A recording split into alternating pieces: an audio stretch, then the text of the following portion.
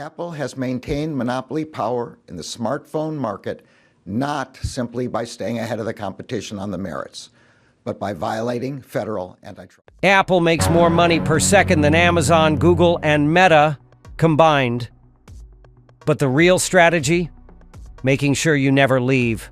From iMessage pressure to AirTags being misused for tracking, every product is designed to work best with the next Apple thing. This isn't about canceling iPhones. It's about canceling the blindfold. Because once you're in the ecosystem, leaving isn't just inconvenient, it's expensive. Apple loves to whisper, "It just works." And yeah, on the surface it does. Your iPhone syncs with your Mac. Your AirPods know when they've entered your aura. Your Apple Watch basically panics when you forget to breathe. But there's a catch. It only just works if you stay in the orchard. Try leaving? The magic dies faster than your battery at 2%. Let's talk Apple Watch, one of the best-selling wearables on Earth. But if you pair it with an Android, congratulations. You now own a $400 wristband.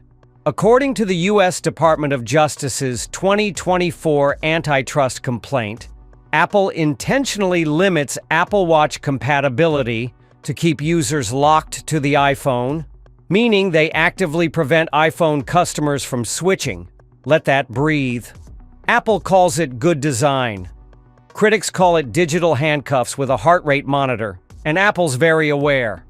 When Amazon ran an ad showing how easy it was to switch to Android, one Apple exec sulked in an internal email. Not fun to watch. Translation: helping people leave equals to brand betrayal. Now here's where it gets spicy. Internal docs from that same DOJ lawsuit say Apple kept iMessage off Android on purpose. Why? Because it was a serious lock-in. The DOJ described this as iOS stickiness. No, not in the fun way. Let it sink in. Your photos? iCloud jail. Your notes? Proprietary format. Your subscriptions? Booby-trapped with cancellation loops. Apple doesn't just build an ecosystem. They build a walled garden with biometric locks and no back door. You're not just a user, you're the asset. And when you finally think about leaving, it feels like trying to escape a relationship where your clingy ex still has your passwords. This isn't seamless tech, it's curated control. Just remember, it works because you can't leave. Now let's talk about the update that broke your phone on purpose. You wake up one day, Ari, and your phone suddenly feels like it's aged 10 years overnight. Apps freeze, battery dies faster than your patience, and you start whispering, maybe it's time for the new one. Plot twist.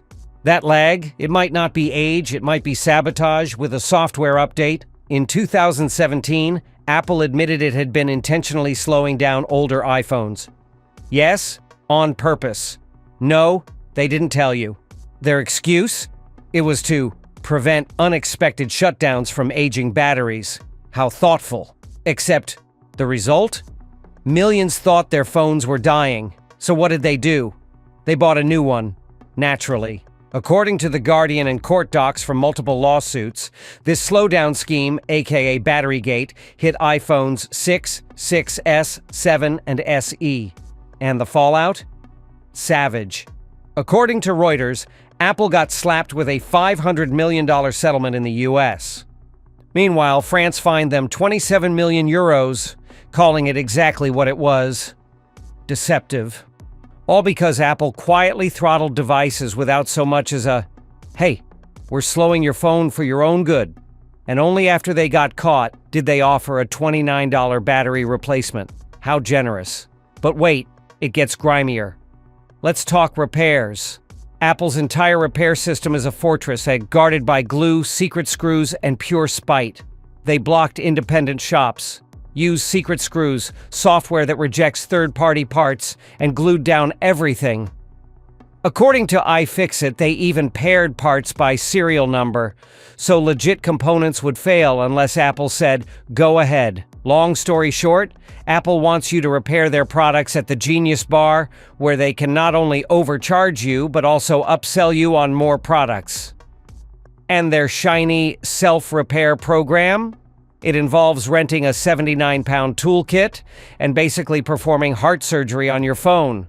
Not DIY, just DIWHY. This isn't about safety. It's about making repairs so painful you'll give up and upgrade. So next time your phone turns into a glitchy brick after an update, remember, it's not slowing down, it's staging drama just long enough to push you to upgrade. But speaking of tiny things that cause big problems, let's talk AirTags. AirTags, launched in 2021, marketed like a pocket-sized miracle, sleek, shiny, only $29. Attach it to your keys, your bag, your cat. Voila, never lose anything again. Charming, right? Until you realize you're not the only one who can find what it's attached to. According to the New York Times and multiple police reports, AirTags have been used in dozens of stalking cases across the U.S.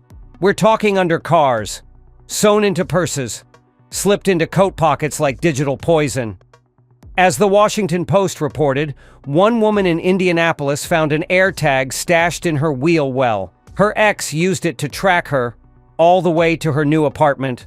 Let that sit for a second. Useful? Sure, but also potentially dangerous. And no, it's not rare. A 2022 class action lawsuit, cited by Northeastern University, calls AirTags the weapon of choice for stalkers. By mid-2023, at least 37 plaintiffs had signed on. Let that sit for a second.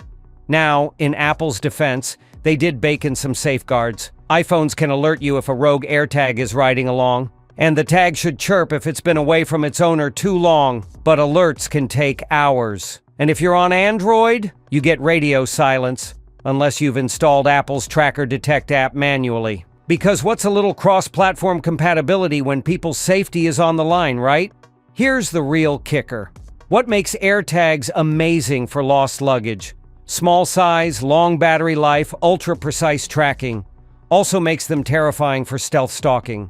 All powered by Apple's Find My network, which, let's be real, is less Find My stuff and more crowdsourced surveillance grid. Apple eventually slapped on warning labels. They even partnered with Google to calm the fire. But by then, the horse was already out of the AirTagged barn. No ID required, no pairing restriction, and a tracker cheaper than your Netflix subscription. It's supposed to help you find your keys, but in the wrong hands, it helps someone find you. Now let's talk about the store where every app comes with a toll, and Apple holds the gate. You dropped over $1,000 on your iPhone, the kind of price tag that makes you question your life choices, even consider selling your body parts. But plot twist, you don't really own it, because when it comes to apps, payments, and what gets through the gate, Apple's the landlord, and they charge rent. Every app on your iPhone, it passed through Apple's front door. No side loading, no third-party stores, just one app store to rule them all. And it's not a welcome mat, it's a toll booth. According to Apple Insider, Apple takes up to 30% of in-app purchases. That's not a fee, that's a shakedown, with a terms of service. We're talking subscriptions, game upgrades, dating boosts, meditation apps. If it's digital, Apple's slicing off the top like it's running a mob storefront. Try to offer your own payment method? Boom, you're out. Just ask Epic Games. As reported by TechRadar, in 2020, they dared to offer direct payments in Fortnite. Apple responded like a jealous ex, deleted the app, shut the party down, locked the doors. Millions of users, collateral damage, and Epic straight to court. During the trial, as reported by Justia, Epic accused Apple of running an illegal monopoly. And this isn't just about games. According to The Verge, receipts included emails from Steve Jobs and execs literally calling the App Store a walled garden. Translation, let's trap everyone, then charge admission. Until recently, you couldn't even buy a Kindle book in iPhone's Kindle app. Spotify can't subscribe there either. Why? Because they refused to pay Apple's 30% tax. And Apple used to ban them from even telling you there was a cheaper option elsewhere. In 2021, a federal judge said Apple has to at least let apps inform users about outside payments. A crack in the garden wall, but just a crack. Apple claims this is about security and quality. And sure, they keep a lot of garbage out. But when they start blocking rivals, pushing Apple Music over Spotify, and stacking the search results in their favor, that's not safety. That's gatekeeping with a Cupertino smile. After a long legal fight, an April 30th ruling now forces Apple to let developers like Spotify and Amazon tell users about cheaper in-app purchases. But the damage is already done, and it's still a long day until true consumer freedom. You're not browsing freely. You're shopping in a curated mall where every checkout counter is owned by the same boss. And every swipe, they're getting their cut. That phone isn't a blank slate, it's a company store. And the landlord only takes Apple Pay. 4 traps, $1 trillion empire, now you see them. This isn't cancel culture, it's clarity. Apple didn't just build great products, they built a loyalty machine. They made switching feel risky, green bubbles feel shameful, old phones feel broken, and every dollar you spend loops right back into their walled garden. We're not saying toss your iPhone in the nearest lake. We're saying know the cost of staying. This is Empire Uncut. If this felt like an iOS update you didn't ask for, subscribe, comment, share it with your Apple apologist friend.